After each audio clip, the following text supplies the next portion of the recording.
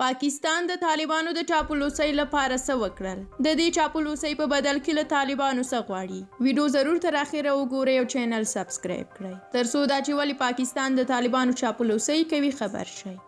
د پاکستان هیواد یو شمېر زندانونو څخه 42 افغانان چې بېلابېلو قضیو کې بندیان شوي وو آزاد او په تورخم کې طالب چارواکو ته وسپارل. د ننګرهار ولایت په یوه خبرپاڼه کې راغلي دي چې یاد کسان به له ثبت او راجستر څخه وروسته یوه اندازه نغدي مرستو سره خپلو کورونو ته ولیږل شي. طالب چارواکو د دغو کسانو د جرمونو او هویت په اړه ډېر جزئیات نه دي ورکړي. پاکستان په خپله قلمرو کې د افغان کډوالو پر وړاندې په غیر انساني چلند تورن دی.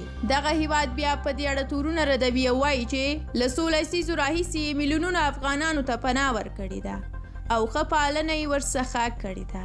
په ورته مهال بله د چاپلوسۍ نمونه یې دا ده چې د پاکستان مذهبي ګوندونو او مشرانو په اسلام آباد کې د افغانستان په اړه د اسلامي هیوادونو سازمان د غونډې د ستاینې ترڅنګ د پاکستان له حکومته وغوښتل چې د ملګرو ملتونو اشارې ته له نظر پرته د طالبانو اسلامي امارت په رسمیت وپیژني. په لاهور کې پنجشنبه د جمعیت علماء پاکستان د مرستیال مشر علامه قاري زوار بهادر په مشرۍ غونډې ته د پاکستان د مذهبي ګوندونو مشرانو د امریکا له متحدو ایالاتونو ملګرو ملتونو او نړیوالو مالي موسسو څخه وغوښتل چې د افغانستان اساري شتمنۍ ازادې کړي او پرېږدي چې افغانان پر خپلو ستونزو لاس برسېره شي.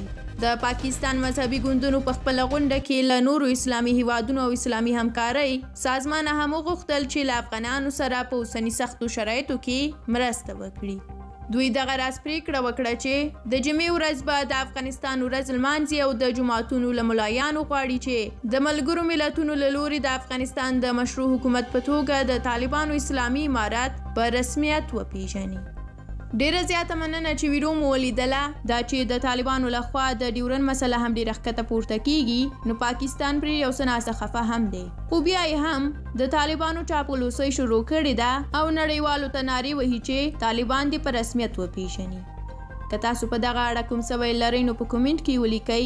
ستاسو نظرونه موږ په راتلونکو ویډیوګانو کې نشروو. زموږ څخه د ملاتړ لپاره ویډیو لایک کړئ او د چینل سبسکرایب تڼۍ کېکاږئ. تر بلې ویډیو الله مو مل شه.